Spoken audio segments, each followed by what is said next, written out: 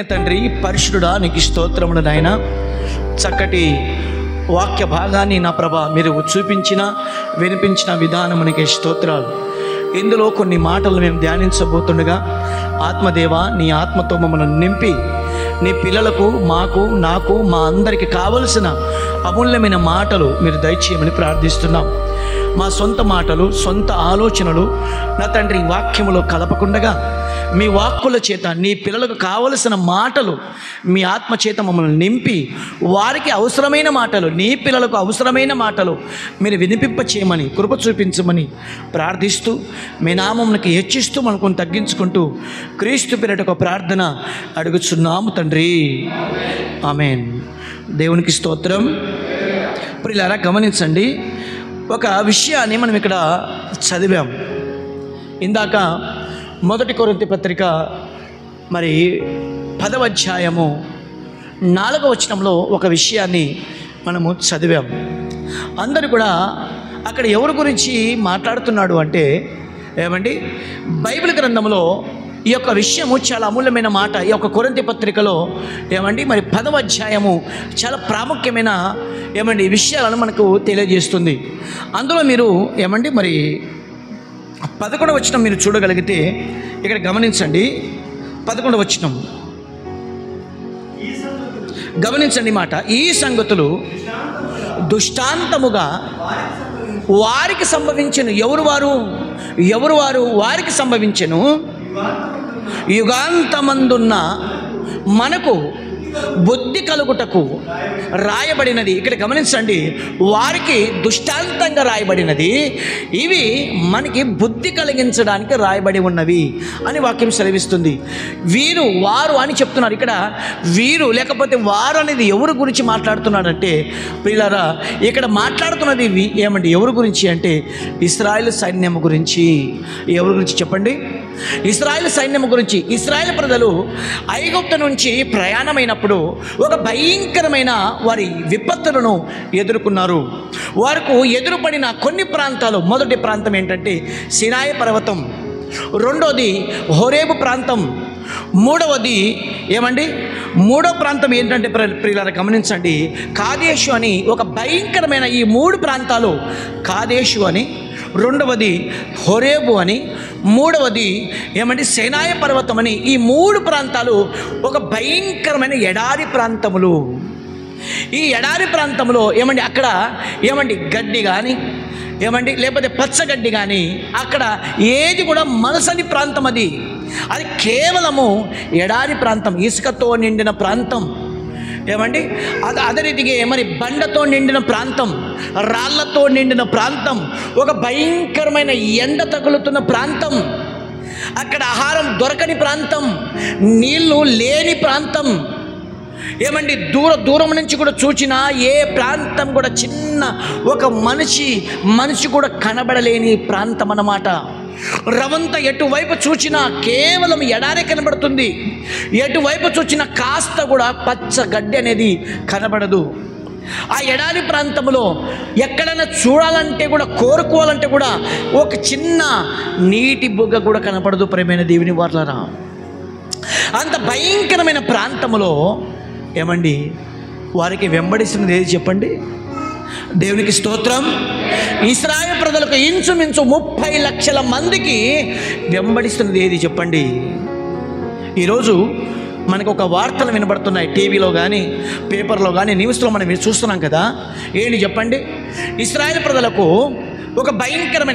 ప్రజలకు తర్వాత ఇరాన్కు ఒక భయంకరమైన యుద్ధం జరుగుతుంది. ఇప్పుడు వారు ఒకరికొకరు బాంబులు దాడులు చేసుకుంటున్నారు, పెద్ద పెద్ద మిసైల్స్ ఇడుచుకుంటున్నారు, పెద్ద పెద్ద బాంబులతో దాడులు చేసుకుంటున్నారు. ఇదే దాడులు ఒకనాడు కూడా ఇశ్రాయేలు ప్రజల పట్ల చిన్న ప్రదేశం, చిన్న ప్రాంతం, చిన్నగా ఉన్న ప్రజలని ఎలాగైనా మేము గెలుస్తామని చెప్పి ఆ రోజు భయంకరంగా యుద్ధాలు చేశారు. కత్తులతో, కటార్లతో, సైన్య బలగములతో ఇశ్రాయేలు ప్రజల పట్ల వారి యుద్ధానికి వాళ్ళు సిద్ధమయ్యారు. కానీ ప్రియులారా, ఇక్కడ గమనించండి, మీరు యెహోషువ గ్రంథంలో చూస్తే ఇంచుమించు 31 రాజ్యాలని జయించిన శక్తివంతమైన దేశమే ఇశ్రాయేలు సైన్యం. ప్రేమైన దేవుని వారలారా, వాళ్ళ వెనకల ఎవరున్నారు చెప్పండి? నడిపిస్తున్నది, బలపరుస్తున్నది, కాపాడుతున్నది. ఏమండి, వారి ఎంట ఉండి నడిపించింది ఎవరు చెప్పండి? ఇందాక మనం చూసాం కదా, వారందరూ కూడా ఆత్మ సంబంధమైన పానీయము చేసిరి. వారు అందరూ కూడా ఒక్క బండలోనిదే త్రాగిరి. ఆ బండ చెప్పండి, చెప్పాలి మీరు గట్టిగా, ఆ బండ క్రీస్తు. ఏమండి, ఇశ్రాయేలు ప్రజలకి నడిపిస్తున్నది ఎవరు అంటే క్రీస్తు, యేసు క్రీస్తు ప్రభుల వారు. ఈరోజు బహుశా ఏమండి వారి మీద దాడి చేస్తున్నది అమాయకులు.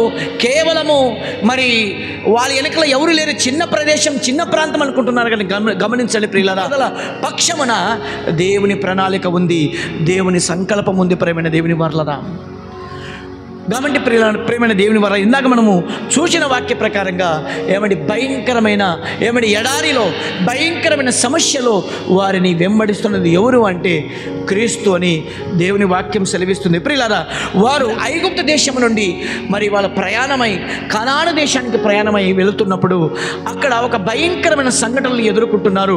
ఆ సంఘటనలో ప్రభు చెప్తున్న కొన్ని ఆధారమైన మాటలు మనం చూడగలిగితే, ఆ మాటలు చూసిన తర్వాత దేవుని వాక్యంలోకి మనం వెళ్తున్నాం. దయచేసి జాగ్రత్తగా వినవలసిందిగా మీకు మనవి చేస్తున్నాం. చూడండి ఒక మాట, ద్వితోపదేశ కాండం 31వ అధ్యాయము 6వ వచనం. భయపడకుడి, వారిని చూచి దిగులు పడకుడి, నీతో కూడా వచ్చువాడు నీ దేవుడైన యెహోవా. దేవునికి స్తోత్రం. బండగా ఎంబడించింది, క్రీస్తుగా ఎంబడించింది ఎవరు అంటే మీ దేవుడైన యెహోవానే. ఇశ్రాయేలు ప్రజలకు దేవుడు చెప్తున్నాడు, నీకు ఎంబడిస్తుంది ఎవరో తెలుసా? బండగా ఉండి క్రీస్తుగా, దేవుడుగా ఆ ఇశ్రాయేలు ప్రజలను వెంబడిస్తున్నాడు. భయపడకుడి, దిగులు చెందకడి అని దేవుడు ఇశ్రాయేలు ప్రజలకి ధైర్యం ఇస్తున్నట్టుగా మనం చూస్తున్నాం. మరొక మాట మనం చూడగలిగితే ప్రియులారా, చూస్తున్నాం యెషయా గ్రంథం 41వ అధ్యాయము 17వ వచనం. దీన దళిద్రులు నీళ్ళ వెతుకుచున్నారు, నీళ్లు దొరకక వారి నాలుక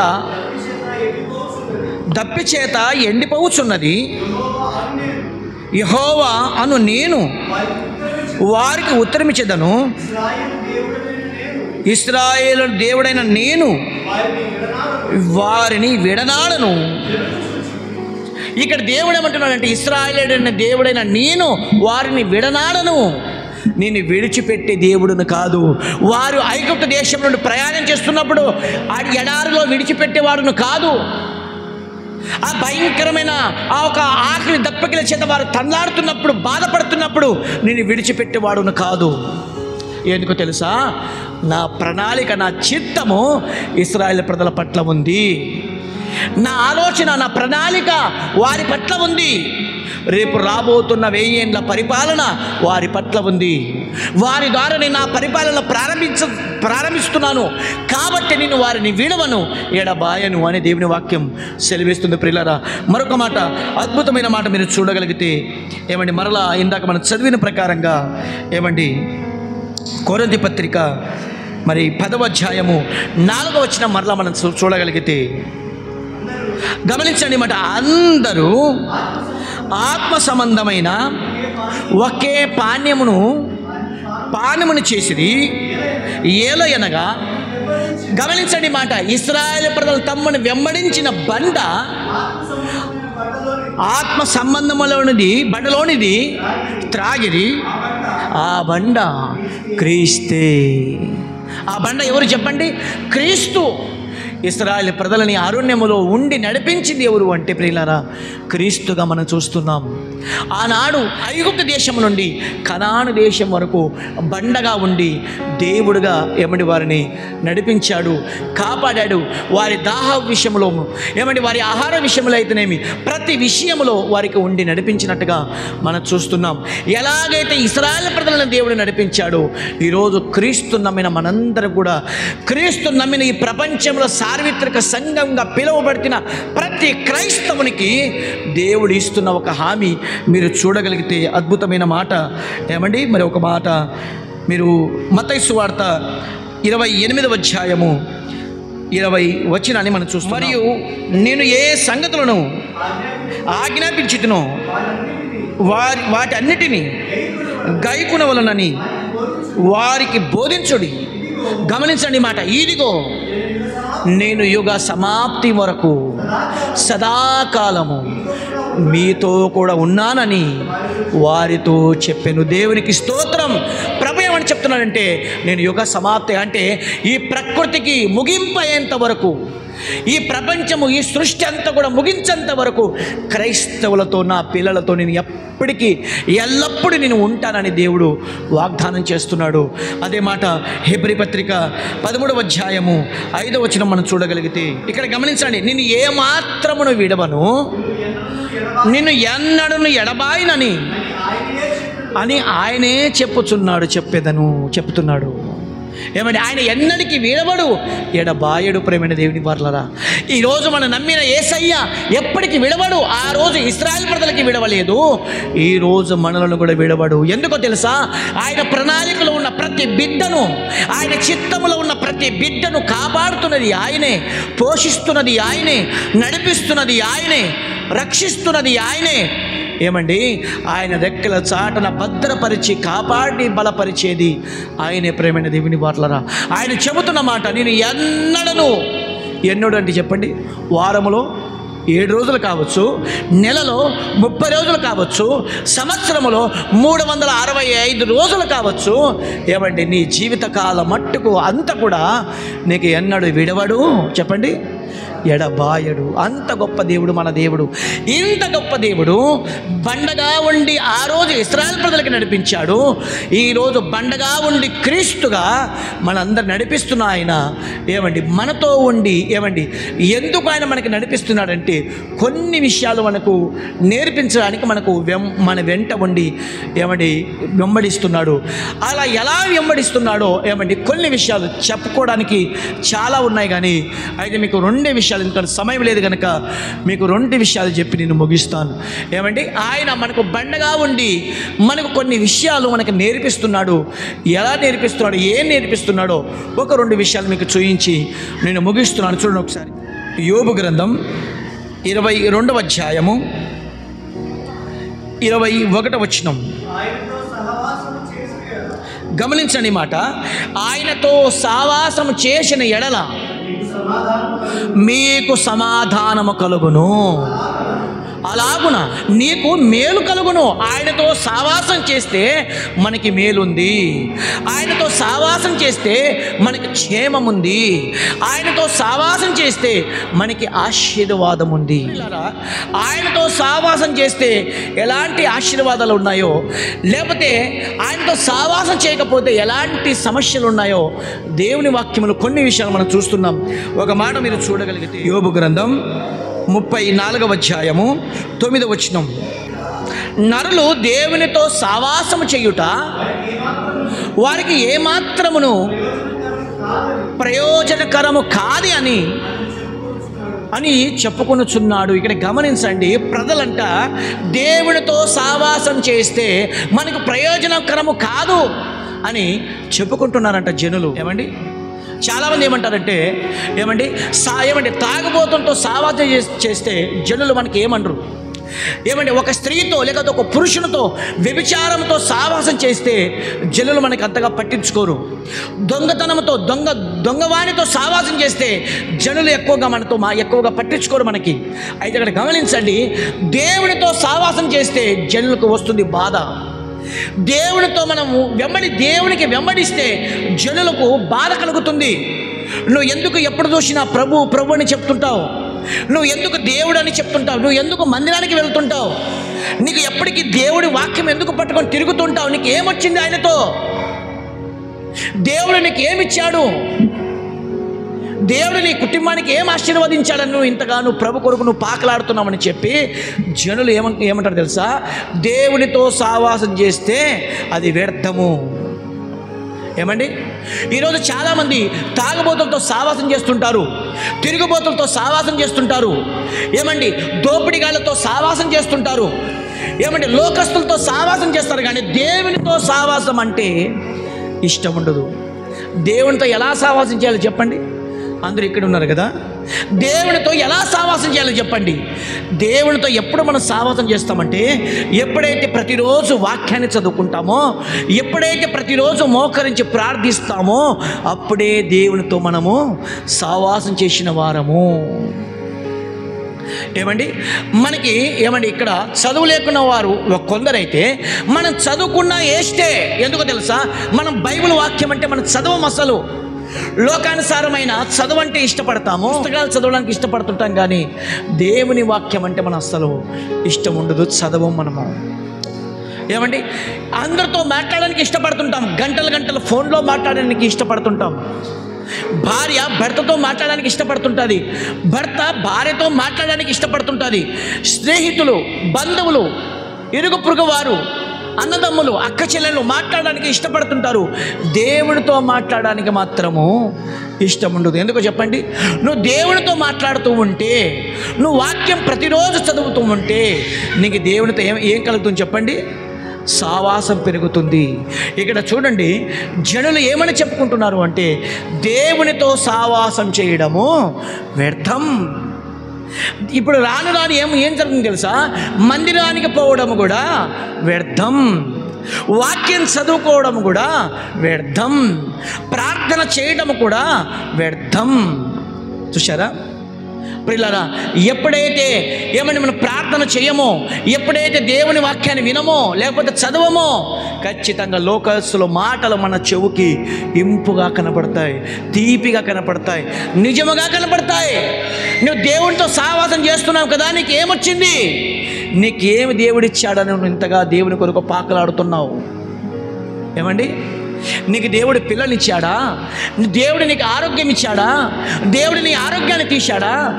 దేవుడు నీ కుటుంబానికి దీవించాడా? ఏమి ఇచ్చాడని నువ్వు ఇంతగా దేవుని కోసం పాకలాడుతున్నావు? వదిలిపెట్టు దేవునికి అని చెప్పిన వారు లేరా చెప్పండి? చూశారా? కాబట్టి ప్రియులారా, ఇక్కడ జనులు చెప్పుకొనిచున్నారు, దేవునితో సావాసం చేస్తే ఇది వ్యర్థం. ఇది మొదటి విషయం. రెండో విషయం చూడండి, సామెతల గ్రంథము 22వ అధ్యాయము 24వ వచనం.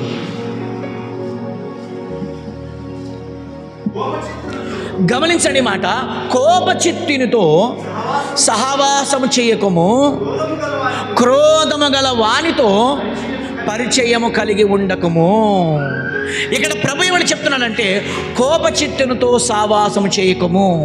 ఇక్కడ ప్రభు ఏమని చెప్తున్నాడంటే, కోపచిత్తునితో ఫ్రెండ్షిప్ వద్దు మనకి, కోపచిత్తునితో స్నేహం వద్దు మనకి, కోపచిత్తునితో అధికముగా కోపపడి వానితో సావాసం మనకు వద్దు అని దేవుని వాక్యం సెలవిస్తుంది.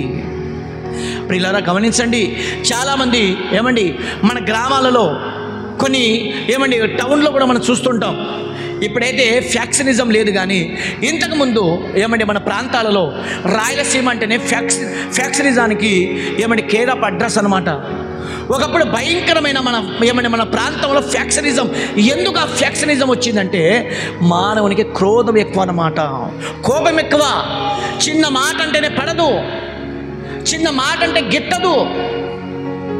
ఇప్పుడు ఆ ఫ్యాక్షనిజం ఎక్కడ వచ్చేసిందంటే పిల్లల కుటుంబాలలో ఫ్యాక్షనిజం ప్రారంభమైంది. కుటుంబంలో భర్త మాట అంటే భార్యకు గిట్టదు, భార్య మాట అంటే భర్తకు గిట్టదు.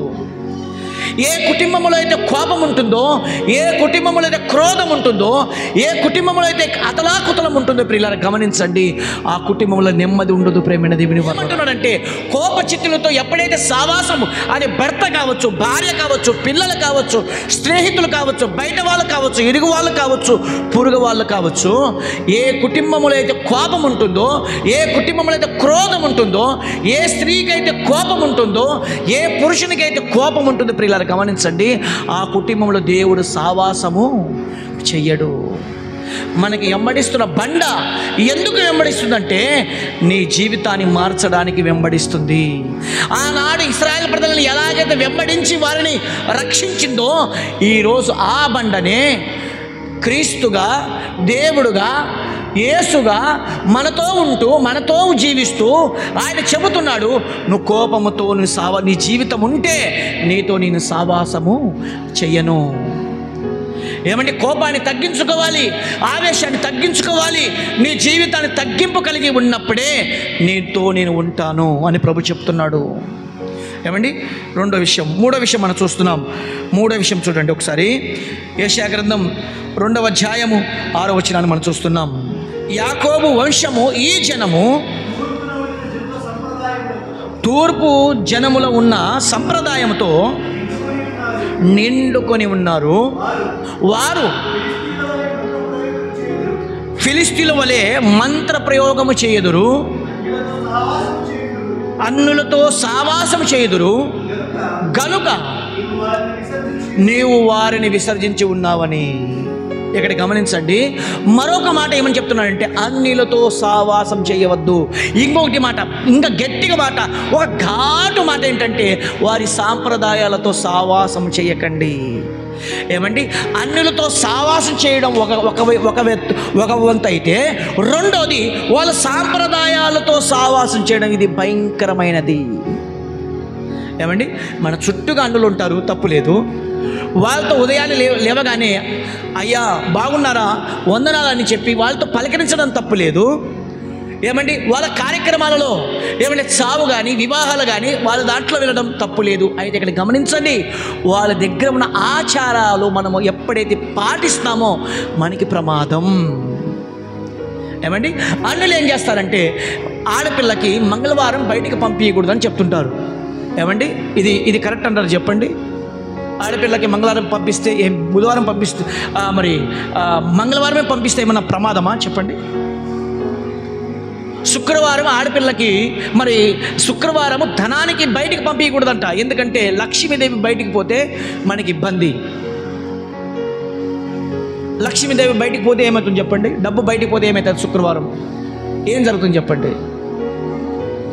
ఏమండి ఈరోజు అమాస కాబట్టి బయటికి పోకూడదు, ఈరోజు దశమి కాబట్టి ఈరోజు ఇంటికాడే ఉండాలి, ఈరోజు నోయమి కాబట్టి ఈరోజు పోవాలి. ఇలా కొన్ని అన్ని ఆచారాలు తీసుకొని ఏమండి సంఘములో రుద్దుతుంటామన్నమాట మనము. ఏమండి ఇప్పుడు ఇది గాలికాలం అంటే ఆషాఢ మాసం అని చెప్తుంటారు. ఆషాఢ మాసాలలో ముహూర్తాలు బాగలేవు, పెళ్ళిళ్ళు చేయకూడదు.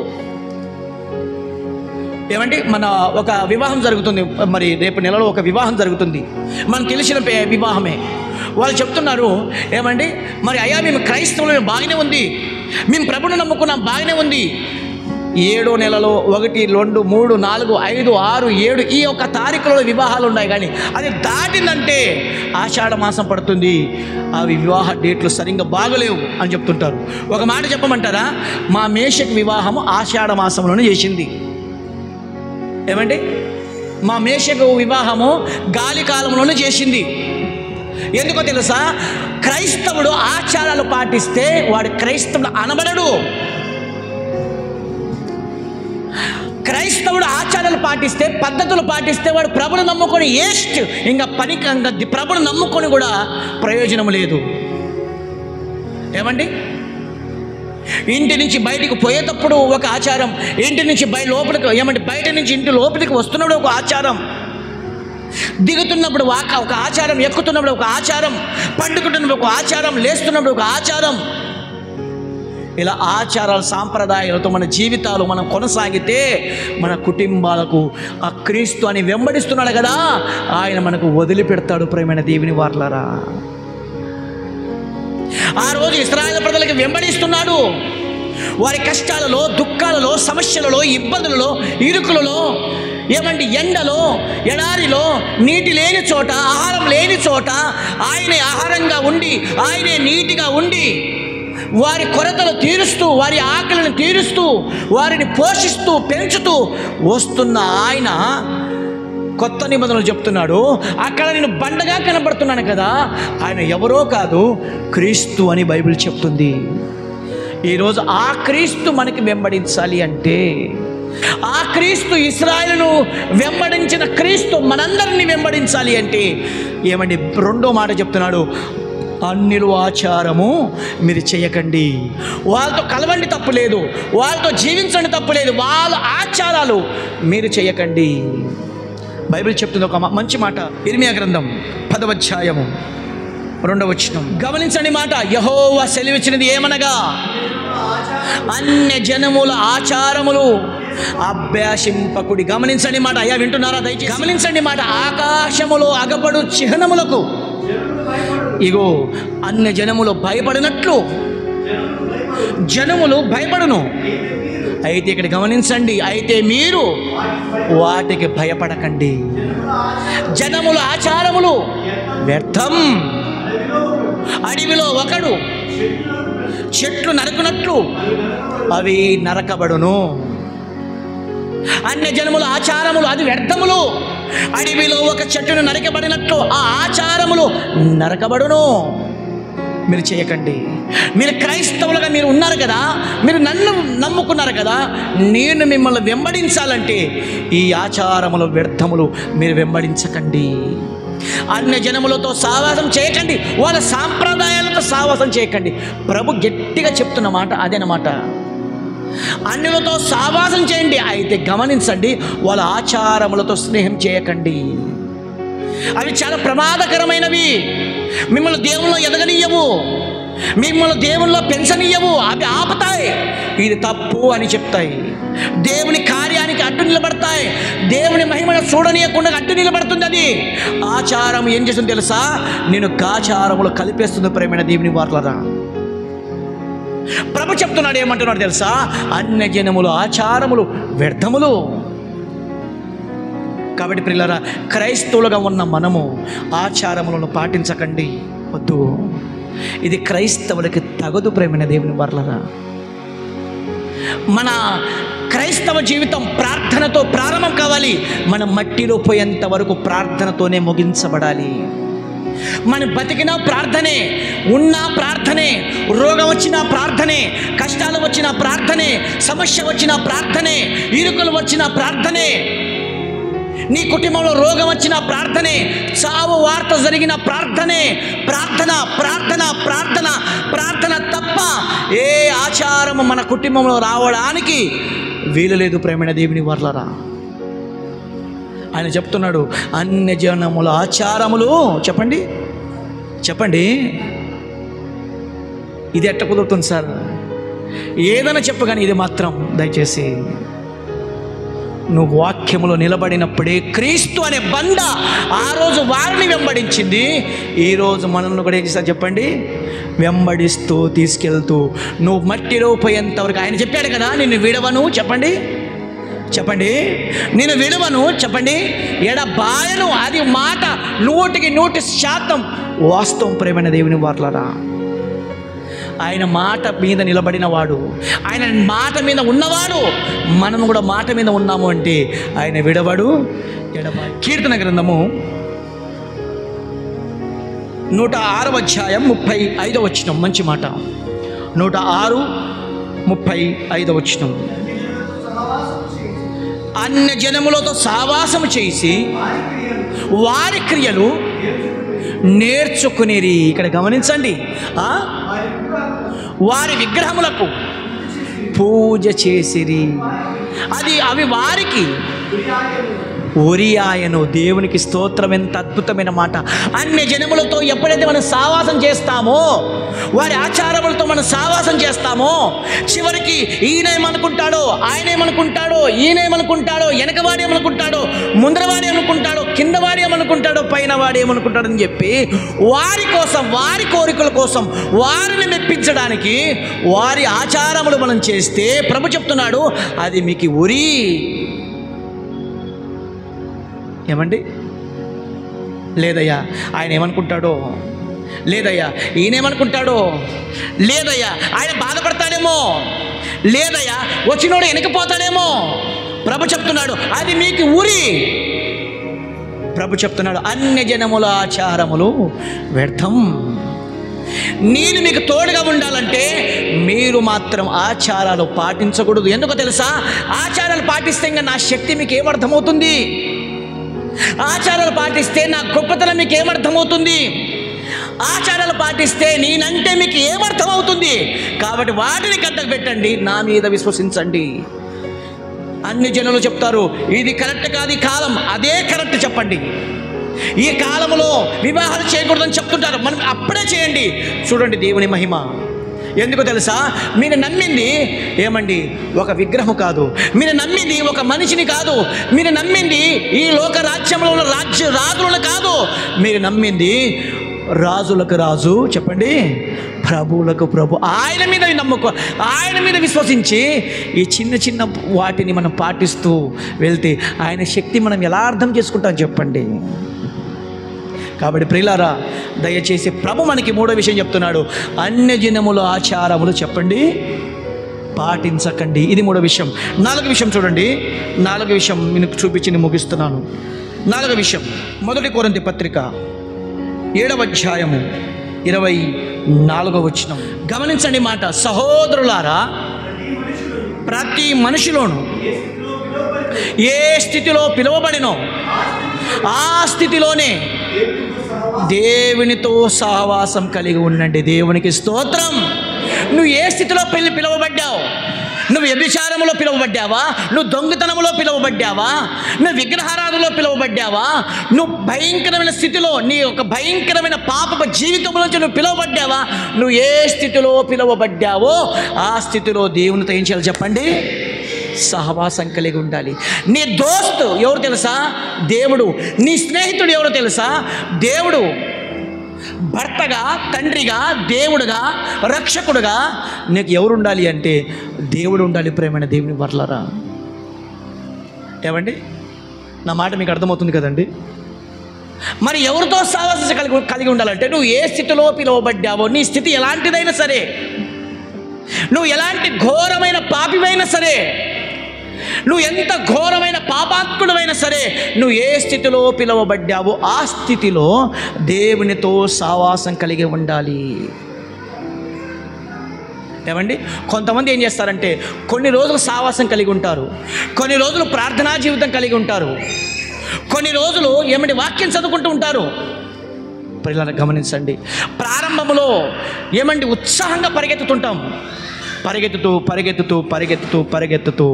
చివరికి ఏమవుతుందంటే ఏమండి ఆయాసం వచ్చి, ప్రభులో ఆయాసం వచ్చేసి నిలబడే పరిస్థితి వచ్చేస్తారన్నమాట. చిన్న కష్టాలు వస్తలకల, చిన్న బాధలు వస్తలకల, చిన్న సమస్యలు వస్తలకల మనిషి ఏమైపోతాడంటే నిలిచిపోతాడు. ప్రియులారా, ప్రభు చెప్తున్నాడు, మీరు నాతో సహవాసం కలిగి ఉండండి. మీకు ప్రజలు మీకు దూరం అవుతున్నారా? మిమ్మల్ని చూస్తే సహించలేకపోతున్నారా? మిమ్మల్ని చూస్తే ద్వేషిస్తున్నారా? కానీ పర్వాలేదు, మిమ్మల్ని ద్వేషించినా పర్వాలేదు, మిమ్మల్ని నిందించినా పర్వాలేదు, మీ సహవాసం దేవునితో ఉండడం మరవకూడదు. వారి సహవాసం ఉన్నా లేకపోయినా పర్వాలేదు, కానీ దేవునితో సహవాసం మాత్రం వదిలిపెట్టకూడదు. ఈరోజు వారిని వెంబడించిన ఆ బండ క్రీస్తే మనల్ని కూడా వెంబడిస్తున్నాడు, మన తోడుగా ఉన్నాడు. మనకు తోడు నీడుగా ఉన్న ఆ బండ క్రీస్తుని మనం అణిగి ఎప్పుడైతే ఉంటామో, ఏమంటే లోకస్తులతో కాక దేవునితో ఎప్పుడైతే మనం సహవాసం కలిగి ఉంటామో దేవుని దృష్టికి ఉన్నతులుగా ఉంటాం, దేవుని కృపకు పాత్రలు అవుతాం. అలా ఉంటేనే ప్రియులారా, ఏమండి మన జీవితాలు, మన కుటుంబాలు ఆశీర్వదింపబడతాయి. అట్టి కృప దేవుడు మనందరికీ దయచేసి దీవించి ఆశీర్వదించునుగాక. దేవునికి స్తోత్రం. అందరు కళ్ళు మూసుకుందాం, ప్రార్థన చేసుకుందాం.